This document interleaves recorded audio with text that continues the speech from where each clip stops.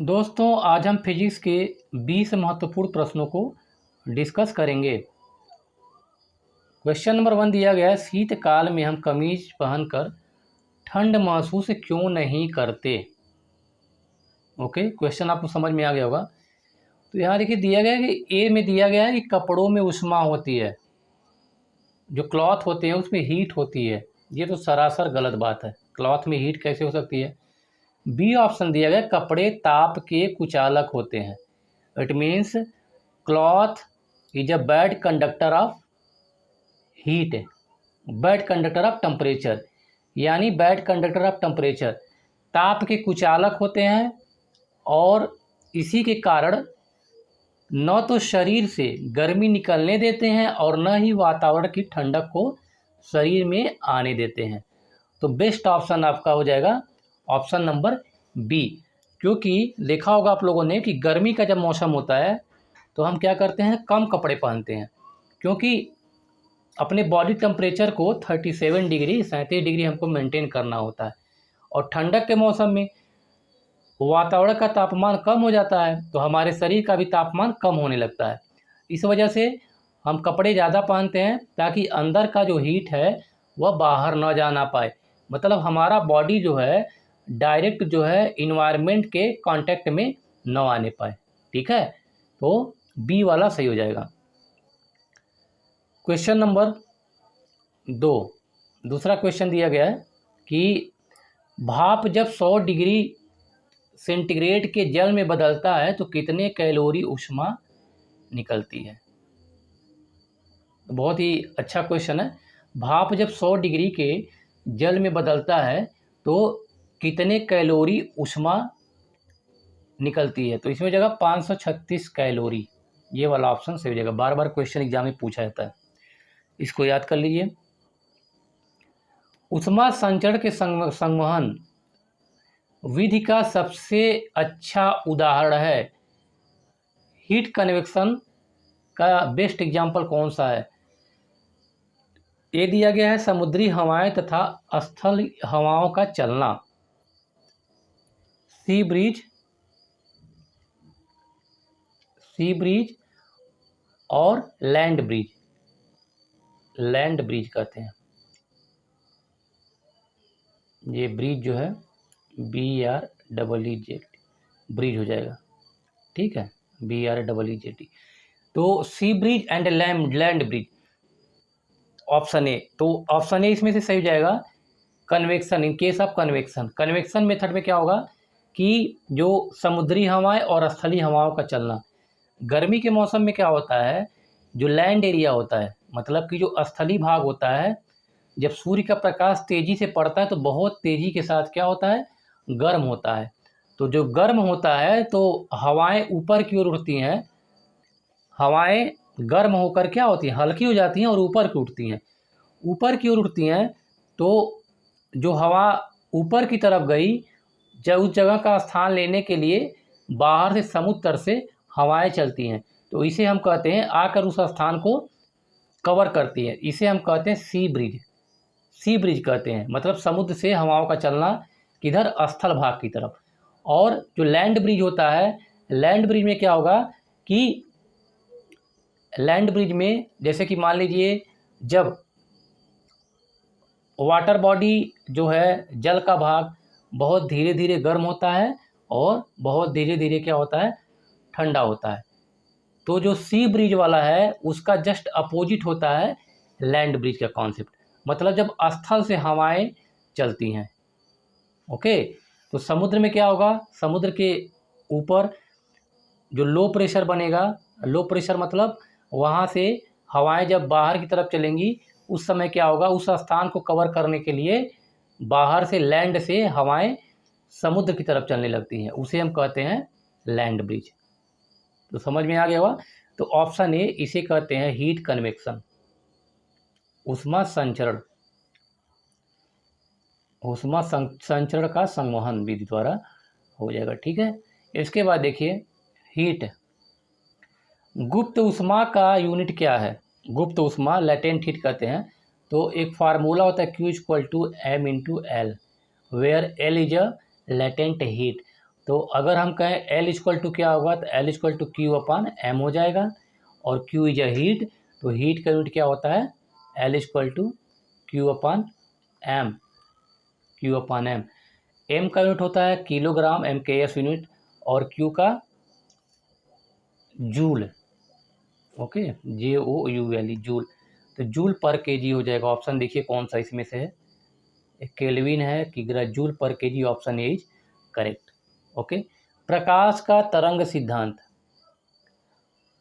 प्रकाश का तरंग सिद्धांत, वेव थियरी किसने दिया था, तो हाइगेंस, हाइगेंस ने वेव थियरी दिया था, जिसे हाइगेंस का तरंग सिद्धांत कहते हैं। और इन्होंने कहा जो प्रकाश है, प्रकाश तरंगों के रूप में चलता है। Okay, light travel in the form of wave, और हाइगेंस ने, इसे हाइगेंस का तरंग सिद्धांत कहते हैं। नेक्स्ट है, जल में पड़ी हुई परखनली चमकीली दिखाई देती है, दिस इज ड्यू टू, यह किसके कारण होता है, पूर्ण आंतरिक परावर्तन, जिसे जनरली कहते हैं total internal reflection, total internal reflection, reflection मतलब होता है परावर्तन, किसी सतह से अगर प्रकाश परावर्तित होकर वापस चला जाता है तो उसे कहते हैं परावर्तन। तो पूर्ण आंतरिक परावर्तन की वजह से यह होता है। नेक्स्ट है, किस रंग के लिए अपवर्तनांक का मान सर्वाधिक होता है, अपवर्तनांक का मान सबसे अधिक होगा किसके लिए, तो इसमें ऑप्शन हो जाएगा वायलेट के लिए। लास्ट सेशन में डिस्कस किया था, क्या होता है, विबग्योर, बचपन से आप लोग पढ़ते आ रहे होंगे विबग्योर। तो हमने वहाँ बताया था कि रेड का जो वेवलेंथ सबसे ज़्यादा होता है, लैम्डा इक्वल टू जो होगा सबसे ज़्यादा किसका होगा, रेड का होगा, लाल रंग का तरंगदैर्घ्य सबसे ज़्यादा होता है। इसका अगर अपोजिट करें तो रेड का जो होगा फ्रिक्वेंसी सबसे कम होगा। तो यहाँ देखिए वायलेट की फ्रिक्वेंसी सबसे ज़्यादा होगी, ये फ्रिक्वेंसी वायलेट की सबसे ज़्यादा होती है। अपवर्तनांक का मान भी अधिक किसका होगा, वायलेट का होगा, मतलब जिसकी फ्रिक्वेंसी ज़्यादा होगी, जिसकी आवृत्ति ज़्यादा होगी, उसका वेवलेंथ उसका अपवर्तनांक रिफ्रैक्टिव इंडेक्स उसका ज़्यादा होगा। ठीक है, तो ऐसे आप कोड बना करके याद कर सकते हैं। या जिसका वेवलेंथ ज़्यादा होगा, जिसका तरंगदैर्घ्य ज़्यादा होगा, उसका अपवर्तनांक कम होगा।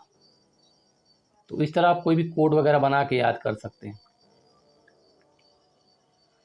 नेक्स्ट क्वेश्चन है, लेंस को समान अपवर्तनांक वाले द्रव में डुबोने पर लेंस की क्षमता क्या हो जाती है। तो अगर कोई ऐसा मीडियम जो लेंस के अपवर्तनांक होता है रिफ्रैक्टिव इंडेक्स, और अगर अपवर्तनांक अगर अधिक है, मतलब कि जिसका अपवर्तनांक, अगर कोई ऐसा कोई लेंस है जिसका अपवर्तनांक उस द्रव के बराबर है जिसमें डुबोया जाता है, तो उसकी क्षमता जो होती है 0 हो जाती है। नेक्स्ट है, बाईफोकल लेंस का प्रयोग कहाँ पर किया जाता है। बाईफोकल यानी कि द्विफोकसी, जहाँ पर दो जगह फोकस होता है। तो इसमें देखिए दिया गया, सबसे पहले कुछ टेक्निकल टर्म इसमें यूज किए गए हैं, उसको हम समझ लेते हैं। दिस इज मायोपिया, मायोपिया जो होता है नियर साइटेडनेस होता है, या शॉर्ट साइटेडनेस, जिसे हम कहते हैं निकट दृष्टि दोष। निकट दृष्टि दोष में क्या होगा, जो नज़दीक की वस्तुएं हमें बहुत क्लियर साफ दिखाई देती हैं। दृष्टि दोष लगा है तो इसका मतलब आप जस्ट इसका उल्टा होता है। निकट दृष्टि दोष का मतलब हुआ कि हमें निकट की वस्तुएं साफ दिखाई देंगी और दूर की वस्तुएं साफ नहीं दिखाई देती हैं। तो ये हो गया मायोपिया। इसे हम, ये एक टेक्निकल टर्म है, अक्सर पूछा जाता है। तो मायोपिया को हम सही करने के लिए, इसको करेक्शन करने के लिए हम इसमें कॉनकेव लेंस का प्रयोग करते हैं। This is concave lens. Concave lens कहते हैं किसको, अवतल लेंस को कहते हैं, अवतल लेंस को हम कॉनकेव लेंस कहते हैं। ओके, इसके बाद दूसरा देखिए क्या है, ये देखिए आपके बहुत सारे क्वेश्चन इसमें तैयार। Hypermetropia, hypermetropia is also known as long sightedness.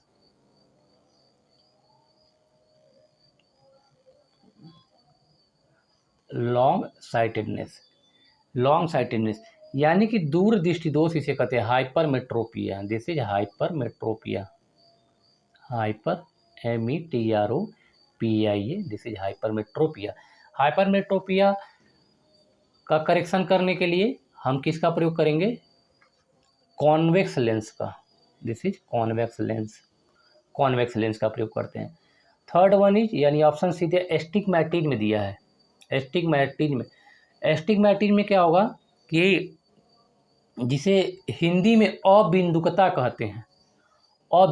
अबिंदुकता यानी किसी एक फिक्स पॉइंट पर जो होगा दिखाई देता है, किसी निश्चित बिंदु पर ही दिखाई देता है, या तो फिर आपका हॉरिजॉन्टल या फिर लॉन्गिट्यूडनल डायरेक्शन में, वर्टिकल या दिखाई देगा या फिर हॉरिजॉन्टल दिखाई देगा। ठीक है, मतलब पूरा पिक्चर नहीं दिखाई देता है, पूरा फिगर नहीं दिखाई देता है, इसे कहते हैं एस्टिग्मैटिन। तो इसमें सिलिंड्रिकल लेंस का प्रयोग करते हैं, सिलिंड्रिकल लेंस का प्रयोग करते हैं। ठीक है, इसके बाद देखिए, ये देखिए सब याद करिए, बहुत ही क्वेश्चन इसे या कहीं आप नोट डाउन कर सकते हैं, इससे क्वेश्चन पूछा जाता है। और अक्सर क्या होता है, यही चार ही होता है बेसिकली, मायोपिया निकट दृष्टि दोष, हाइपरमेट्रोपिया दूर दृष्टि दोष, एस्टिग्मैटिज्म इसे अबिंदुकता कहते हैं, एंड प्रेस बायोपिया। प्रेस बायोपिया में क्या होगा कि दोनों होगा, निकट दूर और दोनों का होगा। तो यहाँ देखिएगा बाईफोकल लेंस का प्रयोग हम करते हैं। तो बाईफोकल किसमें? कॉन्वेक्स और कॉन्केव दोनों जिसमें हो, कॉन्वेक्स एंड कॉन्केव दोनों प्रयोग किया था। दिस इज प्रेस बायोपिया में। ओके, समझ में आ गया होगा। इन चारों को आप अच्छे से कहीं नोट डाउन कर लीजिएगा। ठीक है, जब भी मैंने जो बताया है, इसमें से एक क्वेश्चन आ रहे, अगर इसमें से क्वेश्चन कोई आएगा तो आप कर लेंगे। यही चार ही प्रकार होता है।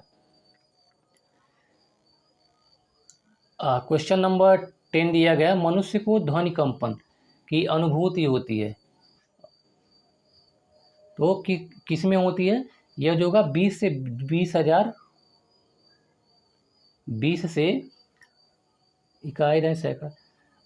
हर्ट तक। इसमें क्या होगा, 20 से 20,000 हर्ट तक मनुष्य जो है इन आवृत्ति को, फ्रेक्वेंसी को सुन सकता है अपनी कानों से। ठीक है,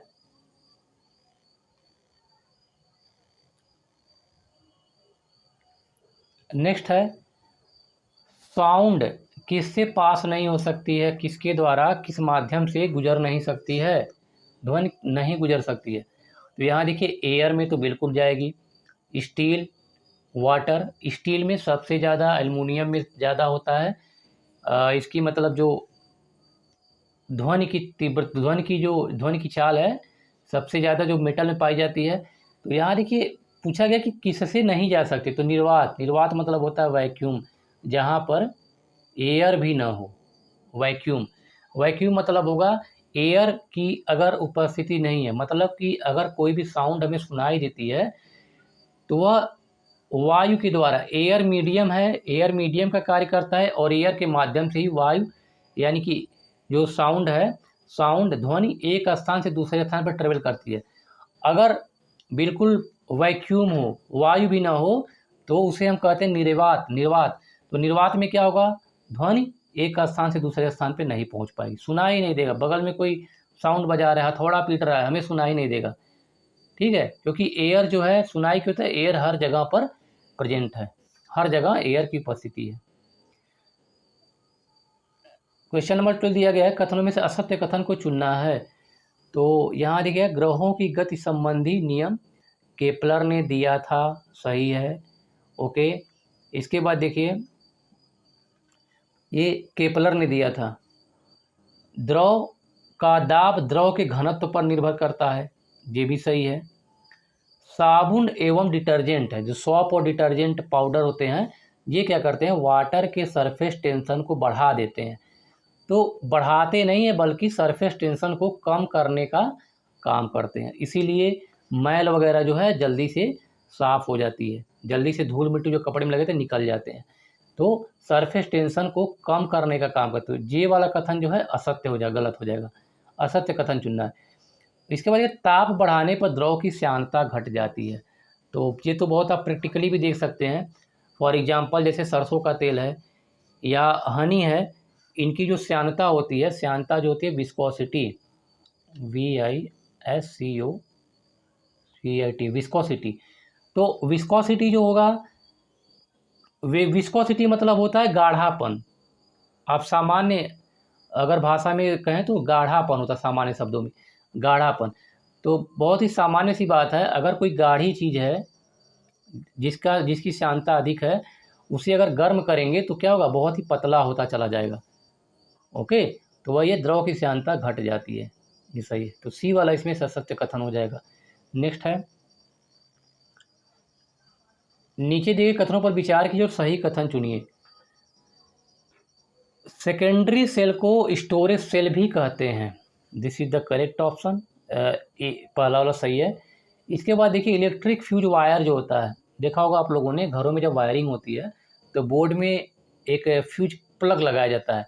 तो फ्यूज वाले में क्या होता है, उसमें वायर एक लगा रहता है कनेक्ट करने के लिए, उसे फ्यूज वायर कहते हैं। तो उसकी उच्च प्रतिरोधकता होती है, प्रतिरोधकता उसकी ज़्यादा होती है। ठीक है, तो इसमें जो होगा, अगर प्रतिरोधकता ज़्यादा होगी तो प्रॉब्लम करेगा। समझ में आ रहा है? अगर प्रतिरोधकता ज़्यादा होगी तो यह क्या करेगा, फ्यूज जल्दी उड़ेगा नहीं। प्रतिरोधकता ज़्यादा होगी तो फ्यूज क्या होगा, उड़ेगा नहीं। मतलब कि जो घर में जो भी आपके मतलब कि इलेक्ट्रिक अप्लायंस हैं, घरेलू उपकरण जो भी है, पंखा, फ्रिज, कूलर वगैरह, तो उसके जलने के यानी कि मोटर उसका जल सकता है। ओके, तो कम प्रतिरोधक क्षमता वाला होना चाहिए। तो दूसरा तो ऐसे ही सरासर गलत हो गया। कम प्रतिरोधक क्षमता यानी कि लो रेजिस्टेंस का फ्यूज होना चाहिए। बल का मात्रक जो the unit of force is dyne, या CGS यूनिट है। MKS सिस्टम में यूनिट क्या होता है, न्यूटन होता है। ओके, तो डाइन होता है, सही है। होलोग्राफी में लेजर का प्रयोग करते हैं, ये भी सही है। तो दूसरा गलत हो गया। देखिए 1, 3 और 4, 1, 3, 4, ये तीसरा वाला सी ऑप्शन इसमें सही हो जाएगा। ओके, हाइड्रोजन बम अभी कल डिस्कस किए थे इसके बारे में। हाइड्रोजन बम किस अभिक्रिया पर आधारित है, कौन सा रिएक्शन इसमें होता है, तो nuclear fusion, FUSION, fusion. And second one is fission. Fission मतलब होता है विखंडन प्रक्रिया, और फ्यूजन मतलब होता है संलयन, इकट्ठा होना। हाइड्रोजन के मॉलिक्यूल, ढेर सारे हाइड्रोजन के मॉलिक्यूल यहाँ पर इकट्ठे होते रहते हैं। ठीक है, हाइड्रोजन बम दिया गया। नेक्स्ट है, तो ऑप्शन बी सही हो जाएगा इसमें। एल्युमिनियम अयस्क है।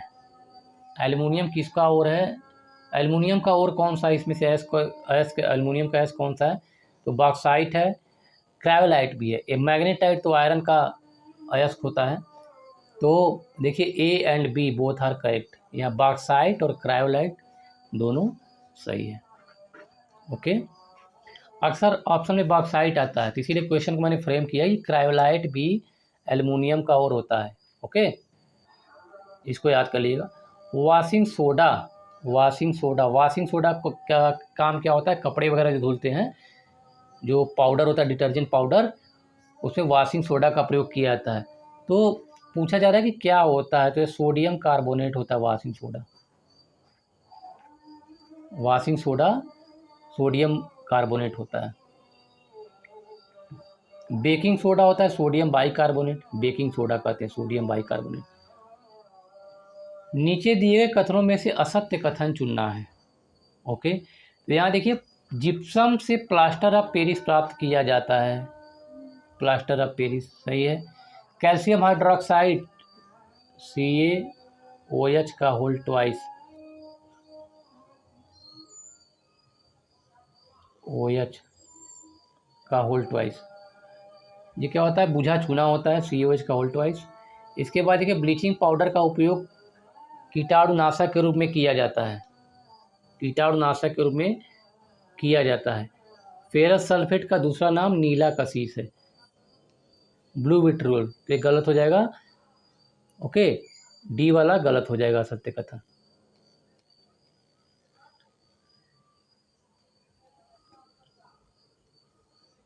निम्न यौगिकों में से उपयोग, निम्न यौगिक दिए गए हैं, इनमें से जो कृत्रिम वर्षा होती है, कृत्रिम वर्षा यानी कि आर्टिफिशियल रेन के लिए प्रयोग किया जाता है।